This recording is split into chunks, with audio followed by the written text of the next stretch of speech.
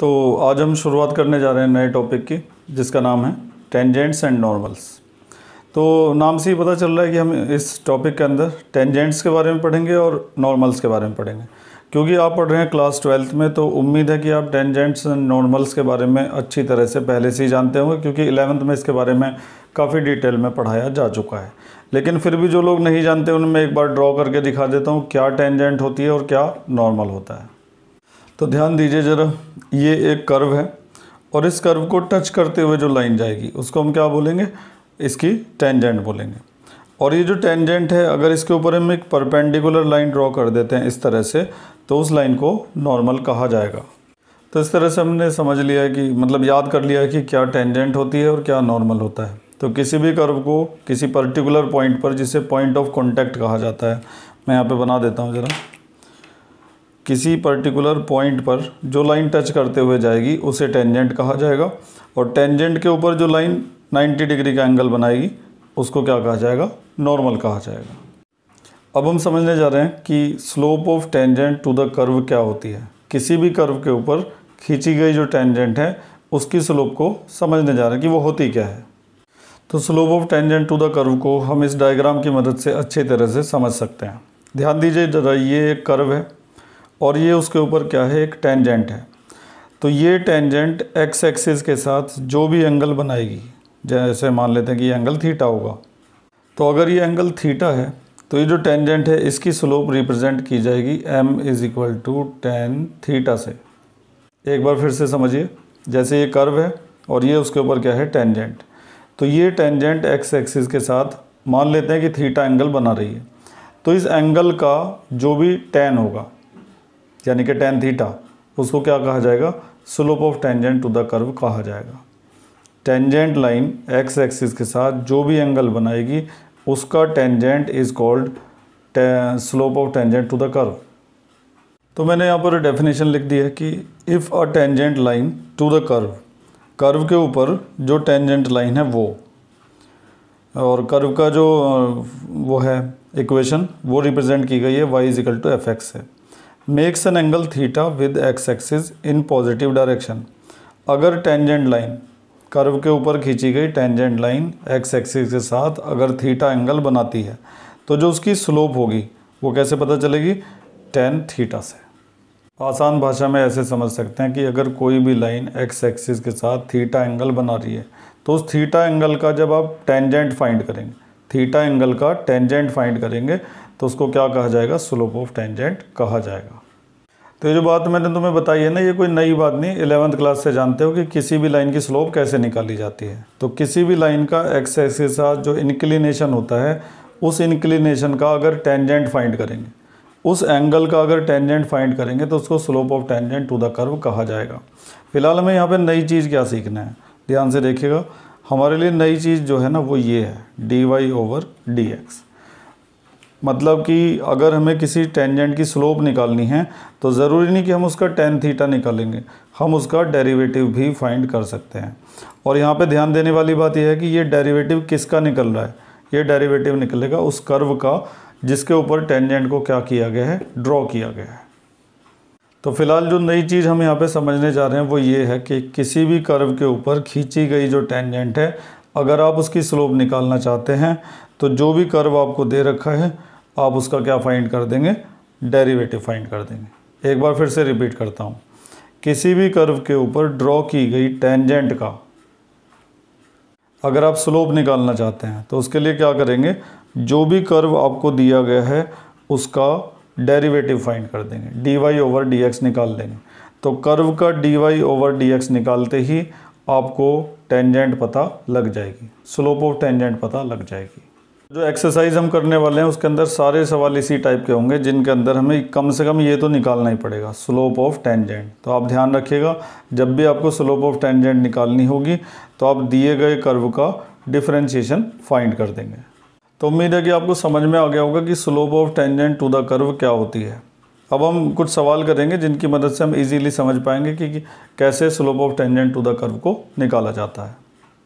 तो हमारे सामने एक्सरसाइज 6.3 का पहला सवाल लिखा हुआ है, find the slope of tangent to the curve this. ये जो कर्व आप देख रहे हैं इसके ऊपर जो टेंजेंट आएगी उसकी हमें स्लोप फाइंड करनी है। तो देखिए कैसे फाइंड करेंगे। तो सबसे पहले तो आप इस तरह का स्टेटमेंट लिखेंगे कि slope of tangent to the curve this is given by dy over dx। किसी भी कर्व की टेंजेंट की स्लोप निकालने के लिए हमारे पास ये फार्मूला आ चुका है कि हम उस कर्व का क्या करेंगे, डेरिवेटिव फाइंड कर देंगे, मतलब dy ओवर dx निकाल देंगे। तो इसका डिफरेंशिएशन क्या होगा, 12x³ और 4 का क्या हो जाएगा 0। तो फाइनली हमारे पास आएगा 12x³। इसके अलावा हमें इस क्वेश्चन में एक पॉइंट भी दिया है जिसके ऊपर वो टेंजेंट ड्रॉ की गई होगी। मान लीजिए कि कर्व ऐसे होगा, अगर ठीक है कर्व ऐसे है, ये तुम्हारी टेंजेंट है और जिस पॉइंट पर ये कर्व को टच कर रही होगी वो पॉइंट होगा 4, y कुछ भी हो सकता है, फिलहाल हमें x दे रखा है 4। इसके अलावा ये जो टेंजेंट है ये जो भी एंगल x एक्सिस के साथ बनाएगी, मान लो कि ये एक x एक्सिस है और ये हो गया तुम्हारा y एक्सिस। तो ये जो टेंजेंट है x एक्सिस के साथ जो भी एंगल बनाएगी उसका जब tan निकालेंगे यानी कि tan थीटा, उसको इस टेंजेंट की क्या कहा जाएगा, स्लोप कहा जाएगा। लेकिन अब हम tan थीटा नहीं निकाल रहे हैं, अब हम क्या कर रहे हैं, dy ओवर dx फाइंड करने। ये हमने नई चीज़ सीखी कि किसी भी कर्व की टेंजेंट की स्लोप निकालना है तो आप निकालेंगे dy ओवर dx। तो अगर हमें dy ओवर dx इस पॉइंट पर निकालना है जो हमें दे रखा है, तो उसको इस तरीके से आप लिखेंगे, ब्रैकेट लगाएंगे ऐसे करके और x की वैल्यू 4 पुट कर दी जाएगी स्लोप ऑफ टेंजेंट के अंदर। तो यहाँ पर x की जगह क्या आ जाएगा, 4 आ जाएगा, उसका क्यूब। तो 12 ऐसे ही रहेगा, 4 का क्यूब। तो इस तरह से slope of tangent to the curve निकल कर आई 768। तो उम्मीद है कि अब तो आप अच्छी तरह समझ ही गए होंगे कि किसी भी कर्व की जो टेंजेंट है उसकी स्लोप कैसे निकाली जाती है। तो किसी भी कर्व की जो टेंजेंट है x एक्सिस के साथ जो भी एंगल बनाएगी उस एंगल का जब आप टेंजेंट फाइंड करेंगे तो उसे कहा जाएगा slope of tangent to the curve. लेकिन अब आपको टेंजेंट यानी कि tan थीटा फाइंड करने की कोई ज़रूरत नहीं है। अब आप सीधे क्या करेंगे, डेरिवेटिव फाइंड करेंगे दिए गए कर्व का। तो अगर आपने दिए गए कर्व का डेरिवेटिव फाइंड कर दिया तो आपको टेंजेंट की स्लोप मिल जाएगी। इसके अलावा अगर आपको कोई पर्टिकुलर पॉइंट दिया है जैसे कि यहाँ पर दे रखा था, तो आप उस पॉइंट को पुट कर देंगे तो टेंजेंट की एक्चुअल वैल्यू आपको आ जाएगी, सॉरी स्लोप की एक्चुअल वैल्यू आपको मिल जाएगी। इसी तरह के कुछ और सवाल भी हैं, देखते हैं आगे। इसके बाद है क्वेश्चन नंबर 4। तो बीच के कुछ सवाल मैंने आपके लिए छोड़ दिए हैं, सेम टू सेम है, आप खुद भी उनको ईजिली कर सकते हैं। Find the slope of tangent to the curve this. इस कर्व के ऊपर जो भी टेंजेंट होगी उसकी हमें स्लोप फाइंड करनी है। तो पहले तो यही काम कर लेते हैं, आगे का बाद में पढ़ लेंगे। तो सबसे पहले तो आप ऐसा स्टेटमेंट लिखेंगे कि slope of the tangent to the curve. तो ये हमें कर्व दे रखा है, अगर हमें इसकी टेंजेंट की स्लोप निकालनी है तो हम इसका फाइंड कर देंगे डेरिवेटिव dy ओवर dx। तो x³ का हो जाएगा 3x², x का हो जाएगा 1। अब कुछ पर्टिकुलर अगर पॉइंट दिया है तो उस पॉइंट को यहाँ पे पुट करना पड़ेगा। तो यहाँ पे लिखा है at the point whose x coordinate is 2। उस पॉइंट पर निकालनी है जिसका x कोऑर्डिनेट 2 होगा। तो x = 2 इस तरह से लिख दिया जाएगा। आप एक और चीज़ नोटिस कर रहे होंगे, जब भी आप slope of tangent to the curve निकाल रहे हैं तो उसके अंदर केवल x कोऑर्डिनेट ही बचता है, y बचता ही नहीं है। इसीलिए वहाँ पर हमें केवल x कोऑर्डिनेट ही दिया जाता है। तो x = 2 को यहाँ पे पुट कर देंगे, 3 × 2 का स्क्वायर -1, 4 3 × 12 -1 यानी कि 11। तो ये निकल गई slope of tangent to the curve बड़ी आसानी से। तो उम्मीद है कि इस सवाल को आप अच्छी तरह समझ गए होंगे और मैंने इसका नंबर गलत डाल दिया है, ये 3rd क्वेश्चन है। ठीक है, 3rd भी इसके जैसा ही था, सेम टू सेम, इसलिए थोड़ा कन्फ्यूजन हुआ। तो खैर आपको क्लियर हो गया होगा। फिलहाल आगे बढ़ते हैं।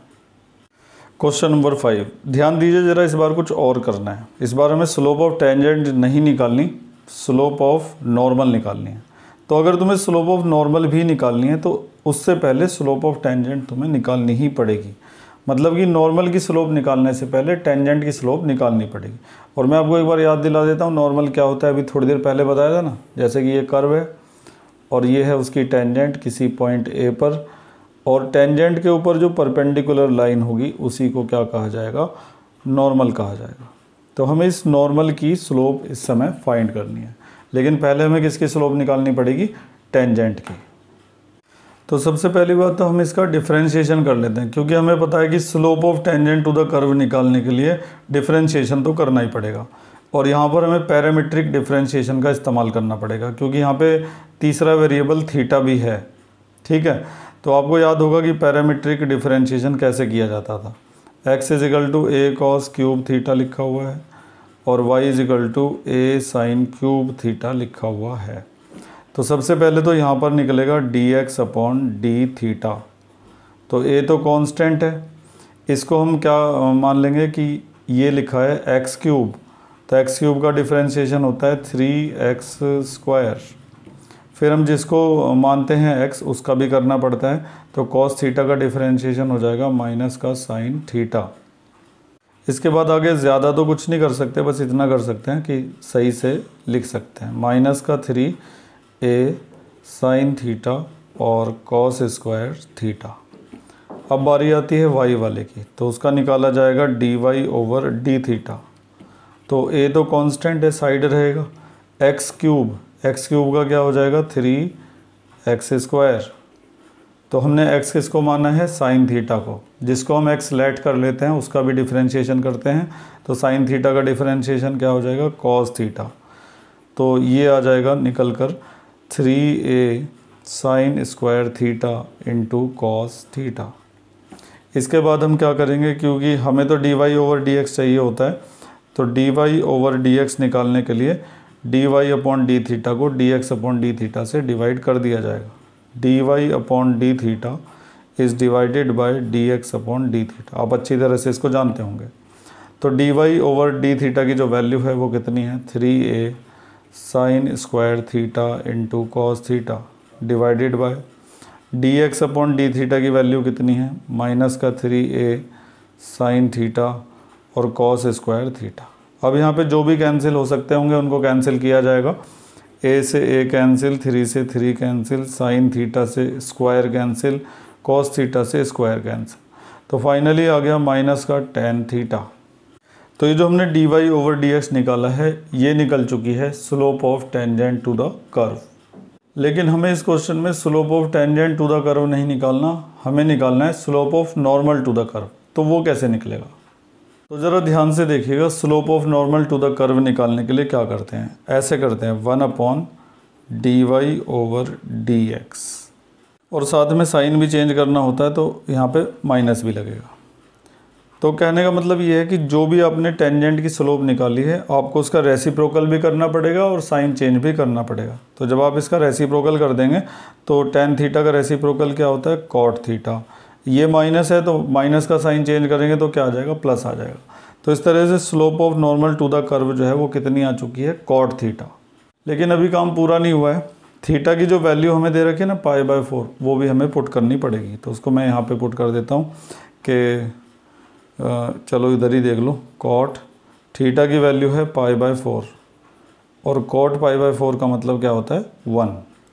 तो इस तरह से बड़ी आसानी से आप निकाल सकते हैं। केवल आपको slope of tangent to the curve निकालनी होगी, फिर आप उसका रेसिप्रोकल करके साइन चेंज कर देंगे तो आपको नॉर्मल की स्लोप भी मिल जाएगी।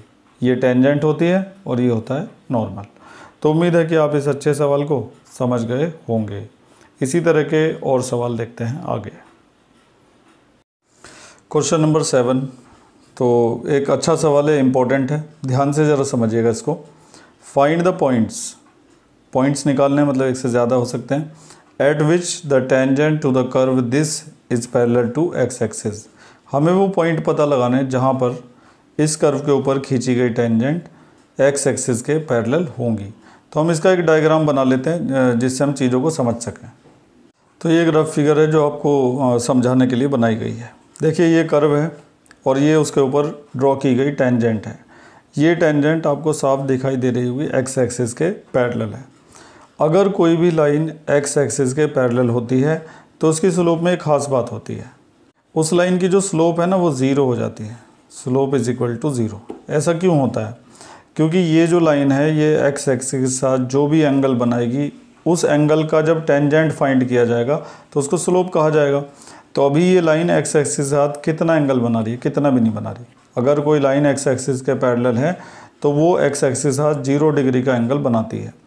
तो अगर हमें इसकी स्लोप फाइंड करनी पड़ेगी तो हम कैसे फाइंड करेंगे, tan 0 डिग्री से। भाई कोई भी लाइन जो भी एंगल बनाएगी उसका जब tan निकाला जाएगा तो स्लोप हमें मिलेगी। तो एंगल बना 0 डिग्री का, तो जब हम उसका tan निकालेंगे तो tan 0 हो जाएगा और tan 0 की वैल्यू क्या आएगी, 0 आएगी। आपको बस इतना ध्यान रखना है, अगर कोई भी लाइन x एक्सिस के पैरेलल है तो जो उसकी स्लोप होगी वो क्या होगी, 0 होगी। तो फिलहाल हम क्या करेंगे, ये जो कर्व है इसकी जो टेंजेंट है उसकी स्लोप निकालेंगे, और क्योंकि वो पैरेलल है x एक्सिस के इसलिए उस स्लोप को 0 के इक्वल पुट कर दिया जाएगा। तो ये हमारा कर्व है, सबसे पहले इसका डिफरेंशिएशन करते हैं ताकि इसके ऊपर ड्रॉ की गई टेंजेंट की स्लोप निकाली जा सके।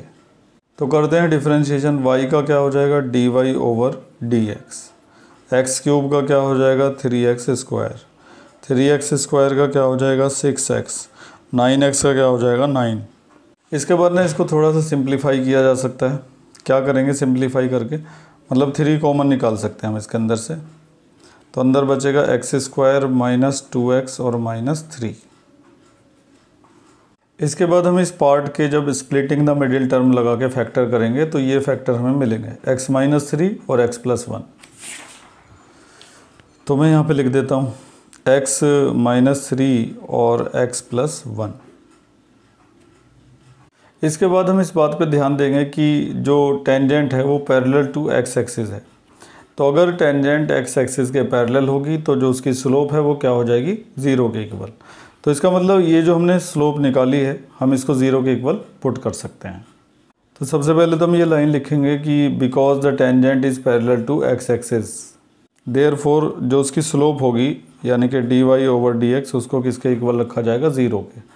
अब dy ओवर dx की ये वैल्यूज़ हैं, इनको हम 0 के इक्वल रख देते हैं। इनमें से 3 को तो हम नहीं लेंगे 0 के इक्वल, क्योंकि 3 तो हो नहीं सकता 0 के इक्वल, केवल इन दोनों को लेते हैं। x minus 3 into x plus 1 is equal to 0।